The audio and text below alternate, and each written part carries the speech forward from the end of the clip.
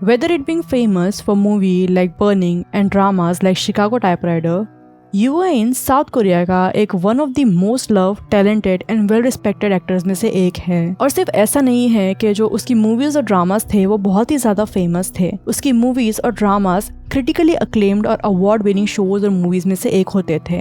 And apart for being famous for his roles, Yoo Ah-in अपने fans का बहुत ही ज्यादा फेवरेट था because of his bold personality. Yoo Ah-in की रियल लाइफ में एक बोल्ड और रॉ पर्सनैलिटी थी जो लोगों को, पूरे फैंस को बहुत ही ज्यादा अट्रैक्टिव लगती थी। बट सैडली उसकी बोल्ड पर्सनैलिटी और उसका इतना immensely popular career couldn't withstand the serious allegations जो उसके ऊपर Feb 2023 में लगे थे। Yes guys, February 2023 में युआ इन के ऊपर ड्रग्स अब्यूज के सीरियस एलिगेशंस लगते हैं, जिसके बाद उसका इतना बड़ा बिल्ड करा हुआ करियर पानी पानी हो जाता है। तो वही इस वीडियो में हम डिस्कस करने वाले हैं। We are going to discuss the allegations जो युआ इन के ऊपर लगे थे, and further we are going to discuss कि कितने सीरियस थे कि युआ इन के करियर पे उसका इतना सीरियस हिट आया है। बिकॉज साउथ कोरिया में किसी का करियर पहली बार इतनी बुरी तरीके से एलिगेशंस की वजह से खराब हुआ है।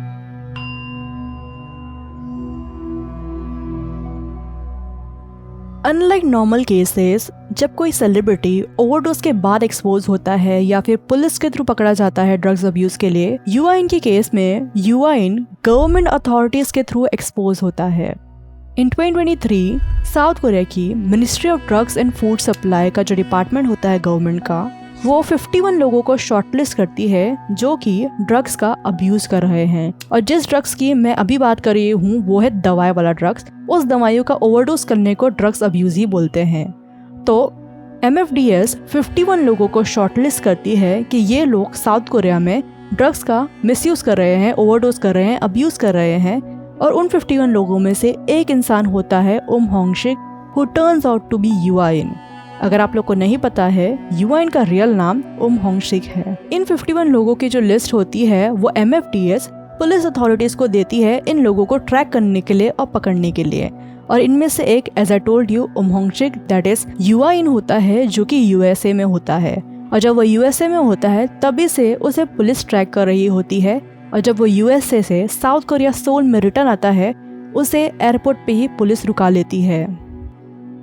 ऑन 5 Feb 2023 युआ इन जो साउथ कोरिया में रिटर्न आ रहा होता है USA से, उसे एयरपोर्ट पे रुकाया जाता है। पुलिस अथॉरिटी उसे एयरपोर्ट पे ही रुकाती है पूछताछ करने के लिए और क्विक यूरिन टेस्ट करने के लिए। और उस टाइम पे पुलिस ये कंफर्म करने का ट्राई कर रही होती है कि जो रिपोर्ट में लिखा है कि युआ इन प्रोपोफोल का ओवरडोज कर रहा है वो सच है या नहीं। तो एयरपोर्ट पे ही रैपिड यूरिन टेस्ट जो होता है युआ इन का, वो करवाया जाता है। और यूरिन टेस्ट की जो रिपोर्ट होती है वो हम बोल सकते हैं काफी ट्विस्ट वाली और काफी शॉकिंग होती है हर किसी के लिए। युआ इन का यूरिन उस टाइम पे मैरिजुआना के लिए पॉजिटिव टेस्ट करता है और प्रोपोफोल के लिए नेगेटिव टेस्ट करता है। अब प्रोपोफोल तो है नॉर्मल ड्रग्स जिसका ओवरडोज इलीगल है, बट उसका हम बोल सकते हैं slight dose given by doctor is normal. तो इंस्टेड ऑफ प्रोपोफोल, युआ इन का यूरिन एयरपोर्ट पे उस टाइम पे जब वो USA से रिटर्न आता है मैरिजुआना के लिए पॉजिटिव आता है, जो कि एक क्राइम है साउथ कोरिया में।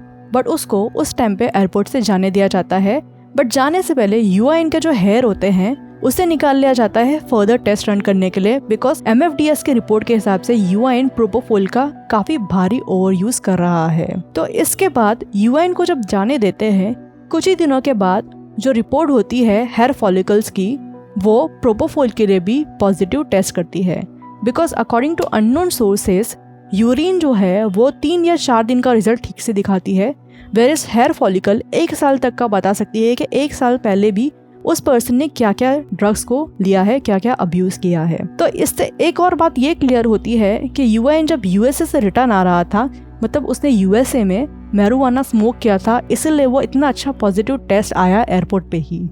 दूसरा, ये भी प्रूव हो जाता है कि इंडीड युआ इन ने प्रोपोफोल का ड्रग्स अब्यूज किया है। तो ये जो एयरपोर्ट में टेस्ट होता है और जो युआ इन की रिपोर्ट्स पॉजिटिव आना स्टार्ट होती है, उसके बाद हम बोल सकते हैं कि इन्वेस्टिगेशन सा खुल जाता है उसके ऊपर।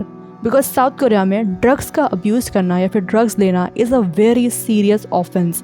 ये चीज़ हम बोल सकते हैं साउथ कोरिया की गवर्नमेंट और पुलिस अथॉरिटीज लाइटली नहीं लेती है। तो प्रोपोफोल मैरिजुआना के बाद बैक टू बैक कुछ ही दिन में हेयर फॉलिकल्स या फिर दूसरे टेस्ट के थ्रू यूआइन और भी बहुत सारे ड्रग्स के लिए और भी बहुत सारी सीरियस ड्रग्स के लिए पॉजिटिव टेस्ट करता है। कुछ ही दिनों के बाद फेब के महीने में या फिर फेब के एंड में Yoo Ah-in tested positive for 3 more drugs, cocaine, zolpidem and ketamine. इसमें से साइकोएक्टिव ड्रग्स भी है और नॉर्मल ड्रग्स भी है। तो ये सब रिपोर्ट्स के बाद police full fledged investigation launch कर देती है यूआइन के अगेंस्ट, पता करने के लिए कि वो और कौन सी ड्रग्स को अब्यूज कर रहा है और उसके साथ और कौन कौन मिला हुआ है। बिकॉज ऐसे हिंट आ चुके थे कि इतने सारे ड्रग्स यूआइन जो ले रहा था वो इंडीड अकेले नहीं ले रहा था, उसके साथ कोई तो अकम्प्लिस या फिर उसके कोई तो और फ्रेंड्स वगैरह होंगे जो उसके साथ ये ड्रग्स का अब्यूज कर रहे हैं और उनको भी पकड़ना जरूरी है। इनिशियली जो पूछताछ होती है उसके थ्रू यूआइन फौरन एडमिट कर लेता है कि उसने इंडीड मैरिजुआना स्मोक किया है, ज़ोल्पिडेम, केटामाइन, ये सारी जो चीजें हैं उसने ट्रीटमेंट के लिए यूज की थी। वेरेस वो क्लियरली डिनाई करता है कोकेन के यूज को। वो बोलता है कि उसने कोकेन कभी नहीं यूज की थी। वेरेस दूसरी जो भी ड्रग्स के बारे में न्यूज आ रही है वो सच है। तो इसके बाद because situation was getting more and more serious, Yoo Ah-in का 21 आवर्स का इंटरोगेशन होता है कंटिन्यू। 21 आवर्स के लिए यूआइन से पूछताछ होती है, जिसमें यूएन एडमिट करते हुए बोलता है कि उसने इंडीड मैरिजुआना तो स्मोक किया है, बट वो मैरिजुआना ना ही उसने खुद से खरीदा था और ना ही वो खुद से स्मोक कर रहा था। वो जो स्मोक कर रहा था वो उसको उसके फ्रेंड ने दिया था और वही चीज उसने स्मोक की है। इससे पुलिस यूएन का जो अकम्प्लिस होता है, यूएन का जो फ्रेंड होता है, जिसके ऊपर यूएन ने हम बोल सकते हैं एक तरीके से ब्लेम पुश कर दिया था कि मैंने वो चीज लाके स्मोक नहीं की थी, उसको ढूंढना स्टार्ट करती है। और बहुत ही जल्दी हम बोल सकते हैं एक आध दिन में ही पुलिस को वो पर्सन मिल जाता है जो कि यूएन के साथ वो स्मोक किया था। मैं बार बार नाम नहीं ले रही हूँ, अभी प्रॉब्लम हो सकती है वीडियो में इसीलिए।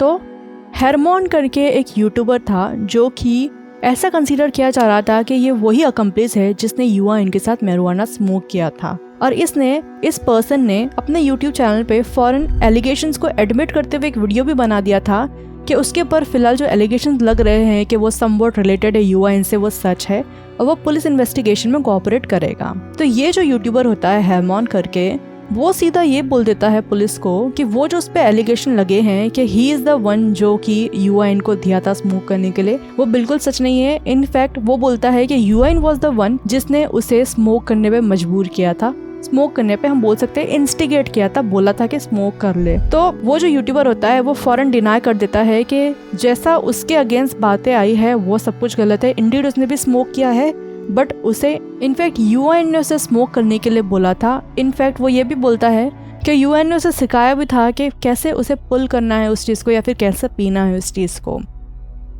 और इस यूट्यूबर के साथ एक और पर्सन जो है जो कि अकम्प्लिस होता है यूएन का, वो है एक 30 year old fashion brand CEO.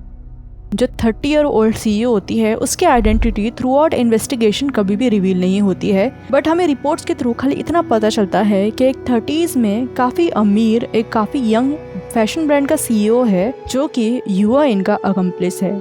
In fact वो यूआइन से इतना क्लोज है कि जब यूआइन के ऊपर ड्रग्स की इन्वेस्टिगेशन स्टार्ट हुई थी, वो हेरमोन को जो है, जो यूट्यूबर जो है, उसे साउथ कोरिया से एस्केप कराने का ट्राई कर रहा था पैसे भेज के।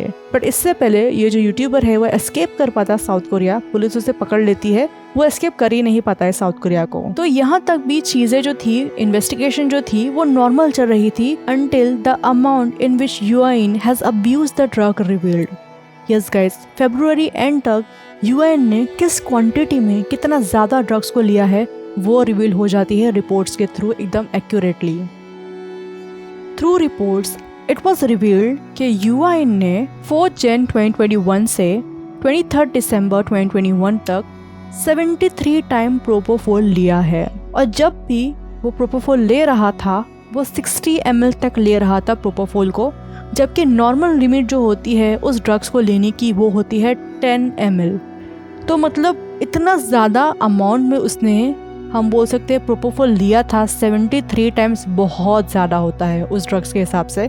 और तो और जब भी वो शॉट ले रहा था वो नॉर्मल लिमिट से बहुत ज़्यादा ले रहा है गाइस। और ये जो ड्रग्स है वो इतनी भयानक है बिकॉज इसके ओवरडोज से लोगों की बहुत इजीली डेथ होती है। For example late celebrity Michael Jackson and Matthew Perry, इन लोगों की डेथ भी प्रोपोफोल के ओवरडोज के वजह से ही हुई थी।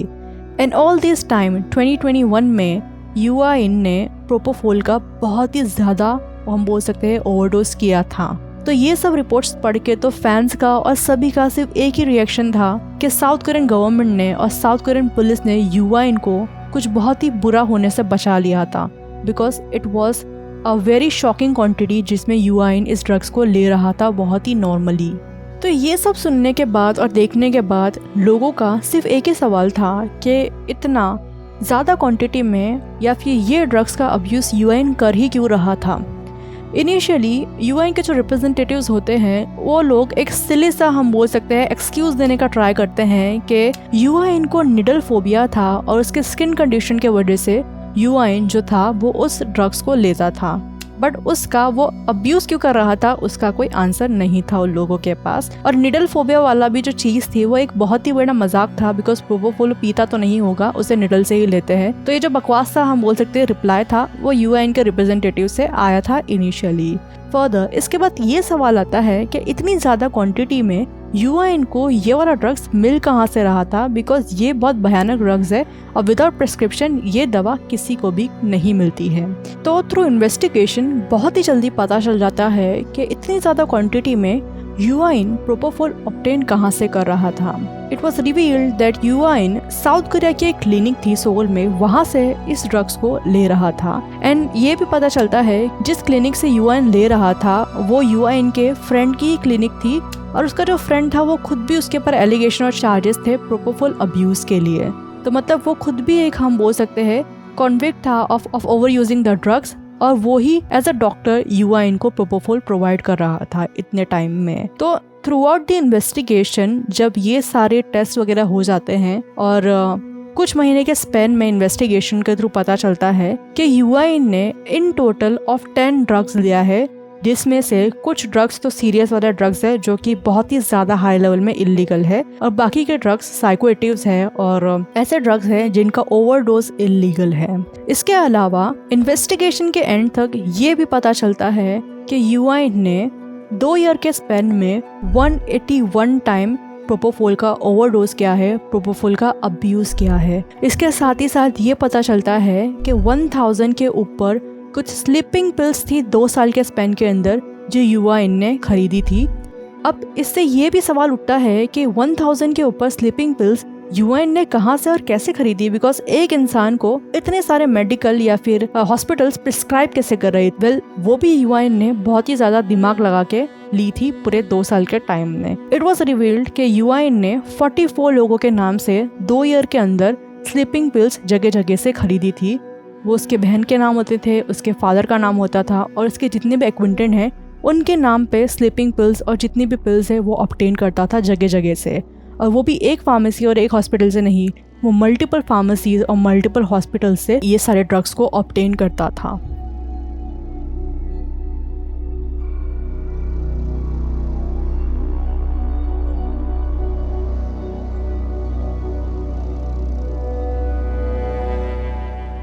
तो by the end of investigation, ये इन्वेस्टिगेशन स्टार्ट होती है फेब 2023 में, और इन्वेस्टिगेशन और जो ट्रायल्स होते हैं वो 2024 में एंड होते हैं गाइस। तो थ्रू आउट द इन्वेस्टिगेशन यूआईन के ऊपर एविडेंस डिस्ट्रॉय करने के लिए, ड्रग्स का अब्यूज़ करने के लिए और दूसरों के नाम पे ड्रग्स देने के लिए चार्जेस को प्रेस किया जाता है, और उसे 1 साल का इम्प्रिजनमेंट मिलता है विद अ हेफ्टी फाइन।